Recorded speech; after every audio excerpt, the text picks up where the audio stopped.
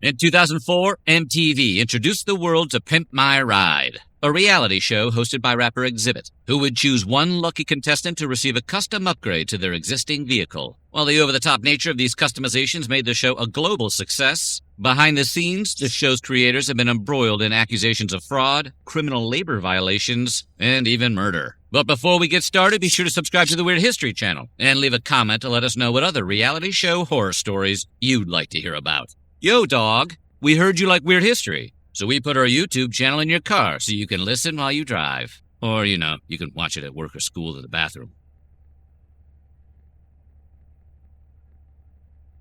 If you're too young or too old to have watched the show when it aired, Pimp My Ride brought contestants down to West Coast Customs in Corona, California, or Gilpin Auto Sports in Van Nuys in later seasons, to have their broken-down old cars restored and customized with outrageous new features, meant to reflect the owner's personality. In one memorable episode, a 22-year-old film student by the name of Brooke Siegel got a drive-in movie theater projector installed in her rickety jalopy. And while you might be right to question exactly how much use Siegel would get out of such a feature, let alone how she'd be able to drive anywhere with it, the reality of this reality show contestant didn't hold up to scrutiny. As it turned out, Brooke Siegel was not a film student, nor was she 22. At the time she filmed the episode, Siegel was a 25-year-old cocktail waitress. Her storyline of being a film buff saving up for graduate school was completely fabricated by the show's producers. You mean they're not telling the truth on television? Even the home in which Xzibit came to visit Siegel was fake. She revealed that the house wasn't her own, but was rented by the producers because it looked better on camera.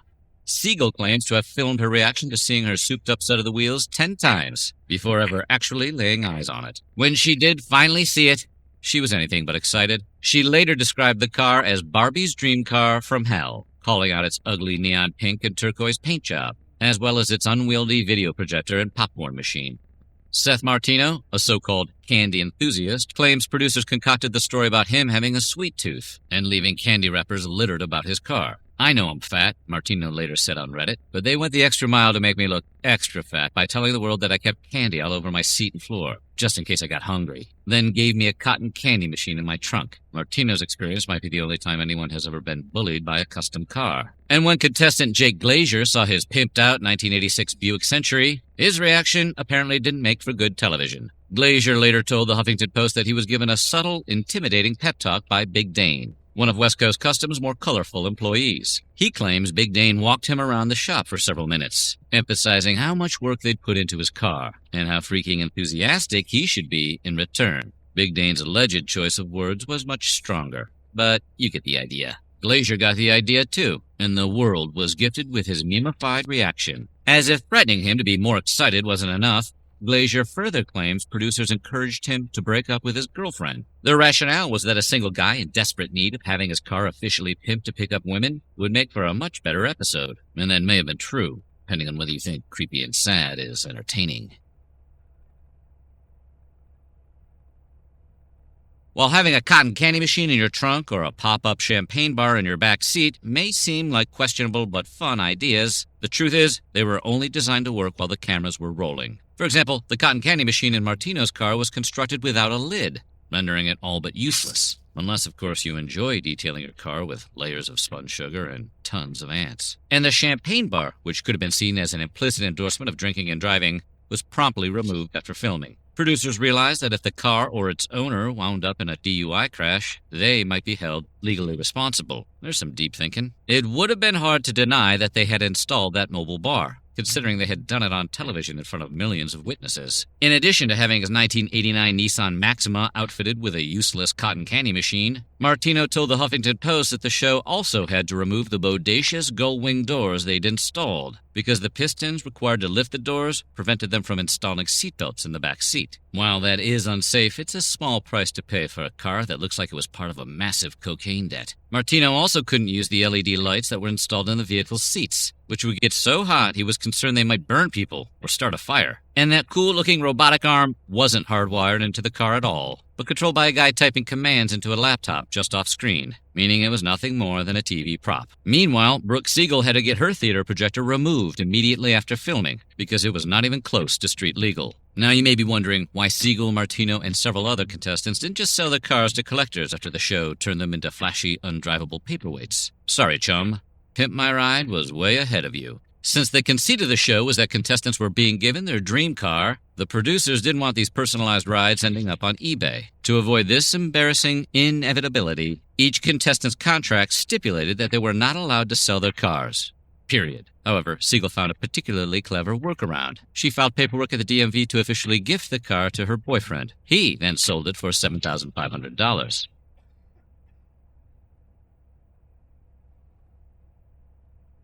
Action. According to one of the rules of Hollywood movie making, you only build what the camera will see. Everything else is just a waste of time and money. West Coast Customs took this adage to heart, routinely skipping mechanical issues and focusing on flashy gimmicks like terrariums, CAT scan machines, and barbecue coffins. Yeah, that's right, a barbecue coffin. Mid-2000s were a wild time. Less glamorous issues like broken transmissions, engines, or brakes often got overlooked. So many of the pimped-out cars either wouldn't start or stalled out on the drive home. This happened so often that MTV had a flatbed tow truck on call at all times. Seth Martino claims to have spent $1,700 out of pocket to replace his engine shortly after having his car pimped. Jake Glazier's Buick needed a new muffler. But instead of replacing the muffler, the team at West Coast Customs added a fake exhaust pipe to make it appear that the rumbling sound of the car was actually intentional. That's like going to the hospital for an eye injury and the doctor handing you a pirate costume. And while the show made it seem like these custom jobs were completed in a matter of days, contestants claim they often took months, forcing them to find alternate means of transportation at their own expense while waiting for their dream car.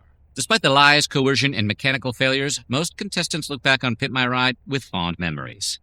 However, the same cannot be said of those doing the pimping.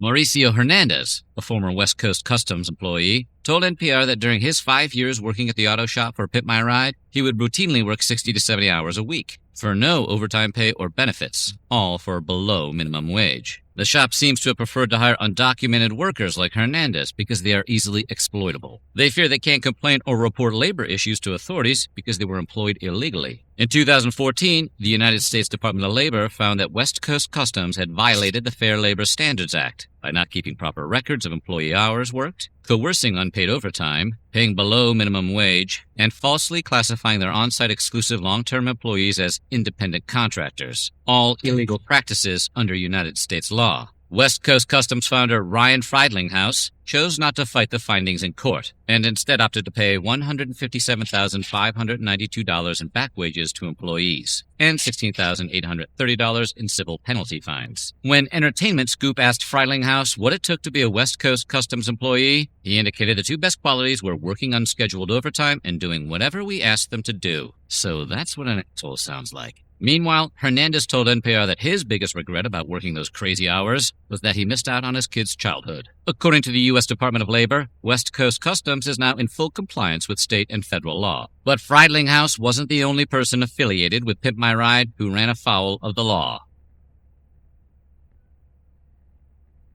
In early April of 2010, Pimp My Ride co-creator and executive producer Bruce Beresford Redman took his wife, Monica Burgos, and their two small children on a vacation to the Moon Palace in Cancun, Mexico. Monica was the owner of the popular Zabumba bar and restaurant in Los Angeles, and the family trip was partially to celebrate her 42nd birthday. Unfortunately, that birthday never came. Monica's asphyxiated body was found on April 8, 2010 in a gutter near the hotel. Later that day, Beresford Redman was taken into custody and questioned by Mexican authorities. He was soon released, but told he was a person of interest in his wife's death and ordered not to leave Mexico. Despite having his passport confiscated, Beresford Redman left the country anyway, crossing the border with his two small children and hopping a train to Los Angeles. Which, side note, is not the kind of thing you should do if you're the prime suspect in your wife's murder.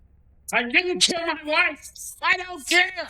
After a young British couple testified to hearing him and his wife arguing in their hotel room days before the murder, coupled with scratches that had been noted on his hands and neck, authorities issued an arrest warrant, and Beresford Redman was extradited back to Mexico to stand trial. Prosecutors determined several possible motives, suggesting he may have murdered his wife to collect insurance money or to carry an extramarital affair and gain sole custody of their children. On March 12, 2015, Bruce Beresford Redman was convicted for the murder of Monica Burgos and sentenced to 12 years in prison. Beresford Redman has always maintained his innocence. He claimed that evidence against him had been contaminated in police custody, and that Mexican authorities, eager to keep Cancun a popular tourist destination, rushed to convict him to cover up the city's rampant problem with random crime, Bruce was released from prison on good behavior after serving only 7.5 of his 12-year sentence. In an ironic twist of fate, the disgraced television producer had a television show produced about him, an episode of 48 Hours, titled Fatal Episode: The Producer's Story. In the mid-aughts, Pimp My Ride was a global phenomenon, launching adaptations like Pimp My Ride UK, Pimp My Ride Baltic, and Indonesia's Pimp My Car. There were multiple Pimp My Ride video games, and spin-offs including Pimp My Fahrrad, the German word for bicycle, Pimp My Room in the Netherlands, and Brazil's Pimp My Feed, in which contestants learned to gain maximum Instagram followers from top social media influencers. It remains to be seen whether Pimp My Ride's behind-the-scenes trouble will eventually eclipse fans' fond memories of what was, at its core, a lighthearted and intentionally absurd show. But for now, rest assured that you've officially been pimped. So what do you think? Does it matter how real Pimp My Ride was? Tell us why or why not in the comments below. And while you're at it, check out some of these other videos from our weird history.